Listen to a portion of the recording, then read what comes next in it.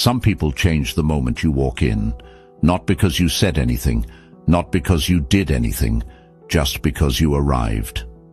The room shifts. Someone gets quieter, someone gets louder, someone starts performing, someone starts joking too much, someone suddenly becomes cold. And if you've lived through that enough times, you start asking yourself a dangerous question. Did I do something? Most of the time, no. You didn't do anything. You activated something. That's the part people rarely talk about. Your presence can awaken things in insecure people that they spend all day trying to keep asleep. Not just jealousy, not just discomfort. Something deeper. Comparison, exposure, pretending, shame. The life they didn't live. The self they abandoned to be accepted. And the strange thing is, they may not even understand why they react to you the way they do.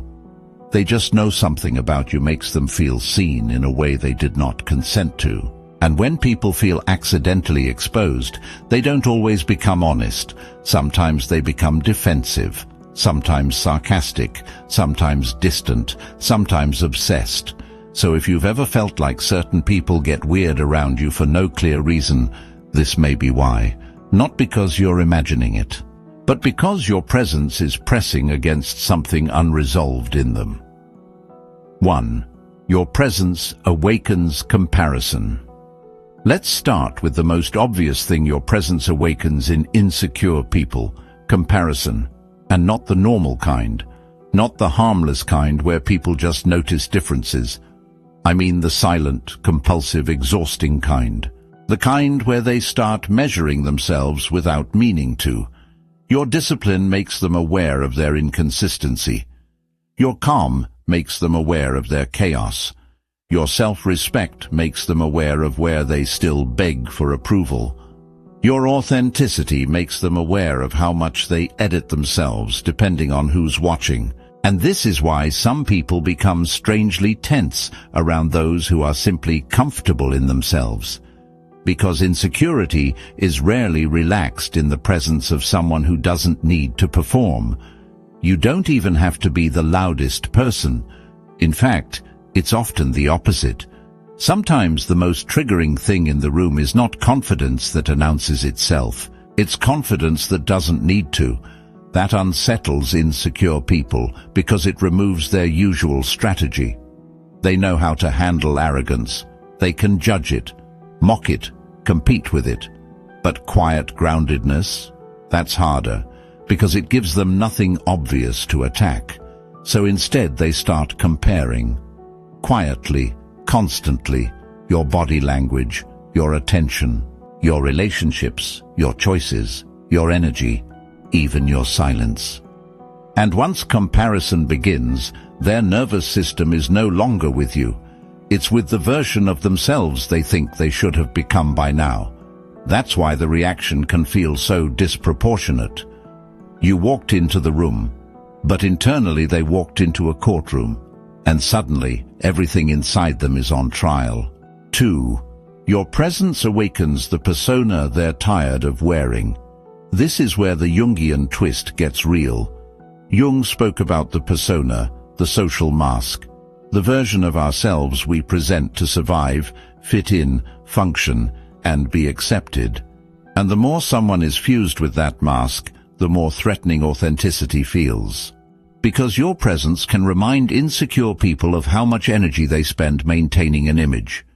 The strong one, the funny one, the successful one, the detached one, the spiritual one, the one who's totally fine. And then you show up, not perfect, not polished, just real, and something in them starts to crack. Because the persona is exhausting. It works, but it costs. It gets approval, but it drains the soul. So when someone has built their identity around managing impressions, your naturalness can feel like a threat. Not because you're trying to expose them, but because your energy quietly says, you don't have to try this hard. And that's unbearable for someone who has spent years surviving through performance. This is why insecure people sometimes overdo themselves around you. They get louder, more polished, more impressive, more opinionated, more curated. It's not random. Your presence wakes up the mask they're tired of carrying, but too afraid to put down. And the sad part is, they may resent you for the freedom they think you have, even if you fought hard for that freedom, because people often envy the peace they don't see the price of. 3. Your presence awakens their shadow. Now we get to the deeper layer, the shadow. In Jungian psychology, the shadow is not just bad traits. It includes everything a person has pushed out of awareness: shame, envy, weakness, rage, need, vulnerability, ambition, tenderness, truth. It's the part of the personality the ego doesn't want to identify with. And what awakens the shadow faster than anything? A person who naturally carries something they had to reject in themselves. Maybe you're honest, and they had to become diplomatic to survive. Maybe you're deep, and they were rewarded for being superficial. Maybe you're emotionally aware, and they were taught to mock feeling. Maybe you have boundaries, and they learned love through self-erasure. Maybe you've become comfortable being different, and they built their whole life around avoiding that exact risk. That's why your presence can provoke reactions that don't match your behavior, because you're not just meeting their personality. You're brushing against what they buried, and buried things do not like being reminded they're alive. So what happens? Projection, judgment, misreading, coldness, dismissal, sometimes even sudden fascination, because shadow doesn't only create rejection, sometimes it creates obsession. People become preoccupied with the very thing in you they cannot integrate in themselves. That's why someone can act irritated by you and still watch you closely, talk down to you and still compare themselves to you, distance themselves and still keep checking where you are, what you're doing, how you're changing. They are not only reacting to you, they are reacting to the parts of themselves you keep stirring up without trying. 4. Your presence awakens their fear of being ordinary. This one is more common than people admit. Insecure people often build their identity around being enough by external standards. Enough attention, enough praise, enough beauty, enough status, enough relevance, enough superiority. But when someone with real substance enters their world, those measurements start feeling unstable.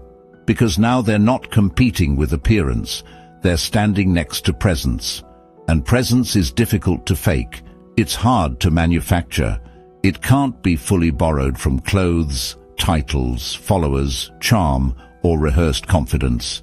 Presence comes from congruence, from living less divided inside yourself, from not needing 10 different versions of yourself for 10 different rooms. And insecure people feel that, even if they can't name it. So what does your presence awaken? A fear they've been avoiding. What if everything I built my worth on is more fragile than I thought? That fear can make people act strange. Some become dismissive. They act like you're not special, not deep, not that impressive, not a big deal. And you can always tell when someone is trying too hard to minimize you, because truly secure people don't need to reduce others in order to breathe. Others become competitive. Suddenly it's a hidden contest you never agreed to. They need to outperform, outtalk, outshine, outknow, outexperience. Not because you challenged them, but because your presence awakened the possibility that they are more dependent on external proof than they want to admit. And once that fear wakes up, they either grow or they make you the problem. 5. Your presence awakens their abandoned self. This, to me, is the deepest twist. Sometimes insecure people aren't reacting to your success, or your confidence, or your mystery. Sometimes they're reacting to something much sadder. Your presence awakens the version of themselves they abandoned a long time ago. The original self, the curious self, the artistic self, the honest self, the bold self, the soft self. The self that used to want more. The self that once knew something was wrong. Before they adapted. Before they played the role. Before they learned what version of them would be rewarded. That's why certain people don't just look uncomfortable around you. They look almost haunted, because your presence reminds them of a road they didn't take, a truth they didn't say, a boundary they didn't hold, a talent they let rot, a life they postponed until it disappeared into routine. And when people are far away from themselves, anyone who feels real becomes painful to be around. Not always inspiring, painful, because authenticity does something cruel and beautiful at the same time. It reminds people that betrayal did not begin with others. Sometimes it began with the moment they left themselves in order to belong. So yes, your presence may awaken insecurity, but often what it's really awakening is grief. Grief for the unlived life. Grief for the abandoned self. Grief for the years spent becoming acceptable instead of becoming whole. And grief that remains unconscious almost never appears as grief. It appears as irritation, defensiveness, judgment, distance, weird energy. That coldness you feel from people who have never actually harmed you, but somehow still seem disturbed by your existence. Sometimes that coldness is just unprocessed mourning in disguise. 6. Your presence awakens their need to control the narrative. Once insecurity is activated, a lot of people do something predictable. They try to control the story about you, about themselves, about the dynamic. This is where the subtle behaviors show up. They label you too quickly. They reduce you to one trait. They call you intimidating, cold, arrogant, intense, weird, full of yourself, hard to read. Not because those labels are true, but because naming you gives them relief. If they can define you, they can shrink the discomfort. If they can turn your depth into attitude, your silence into ego, or your boundaries into distance, then they no longer have to ask themselves the harder question, why does this person affect me so much? That's why insecure people often rush to interpretation. Interpretation is control. And control protects the ego from mystery, because mystery demands self-reflection, and self-reflection is exactly what insecure people are trying to avoid. So they talk, they assume, they simplify, they build little stories around your energy that let them feel safe again. And you have to understand, this is not always malicious. Sometimes it's just psychological self-defense. People explain you in the cheapest way possible so they don't have to meet what you awaken in them. That's why you can be kind and still be called distant, quiet, and still be called arrogant. Focused and still be called intimidating. Your behavior is not always what people are responding to. Sometimes they're responding to the inner disturbance your presence created, and then calling it your personality. 7. Your presence awakens imitation, mockery, or both. This part is so common once you see it. Insecure people often respond to your presence in one of two ways. They mock what they can't embody, or they imitate what they can't generate. Sometimes both. They'll laugh at your boundaries, then start using the same language later. They'll roll their eyes at your discipline, then quietly copy your habits. They'll dismiss your calm, then try to borrow your tone. They'll criticize your style, your thinking, your depth, your detachment, then slowly reproduce it in safer, more socially approved ways. Why? Because your presence awakens something they want, but cannot yet own honestly. And insecurity hates honest desire. Secure people can say, I admire that. Insecure people often have to distort admiration before they can live with it. So admiration comes out sideways, as mockery, as subtle copying, as backhanded compliments, as strange fixation, as that vibe where someone acts unimpressed but somehow studies everything you do. This is one of the clearest signs that your presence has awakened not hatred, but conflicted desire. They don't want to become you. That's too simple. They want access to whatever in you feels anchored, unbothered, real, free. But because they haven't admitted that to themselves, it arrives through contradiction. That's why some people criticize you with the same breath they imitate you. The shadow is involved, the persona is involved, the abandoned self is involved, and all of it gets projected onto the nearest person who makes their inner split impossible to ignore. So, what do you do with all of this? First, stop making every strange reaction your responsibility. That alone will save you years. Not every awkwardness is your fault. Not every cold tone means you did something wrong. Not every judgment means you need to explain yourself better. Sometimes your only crime was arriving as yourself in a room full of people who survive by fragmentation. Second, stop trying to be digestible for people committed to misunderstanding you. That's a losing game. If someone is determined to reduce you so they don't have to face themselves, no amount of over-explaining will fix that. It will only train them that your boundaries are negotiable. Third, don't become arrogant about what you awaken in people. This matters, because the moment you turn all of this into superiority, you become just as trapped. The goal is not to walk around thinking, everyone is intimidated by me. No, the goal is to become accurate, calmly accurate. To understand that your presence can stir things in others without making you grandiose or paranoid. And finally, remember this.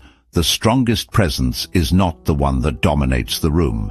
It's the one that remains itself, without chasing approval, without collapsing into guilt, and without shrinking to make insecure people comfortable.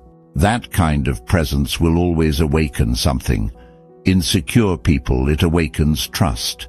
In growing people, it awakens honesty. In healed people, it awakens recognition. But in insecure people, it often awakens the war they are still fighting with themselves. And once you understand that, you stop taking everything personally. You become less reactive, less confused, less eager to rescue the dynamic. You let people have their discomfort. You let them misread if they need to. You let them wrestle with what your presence touched. And you keep walking, not cold, not cruel, just clear. If this found you at the right time, comment, presence doesn't lie, because once you understand what your presence awakens in insecure people, a lot of confusing behavior starts making sense.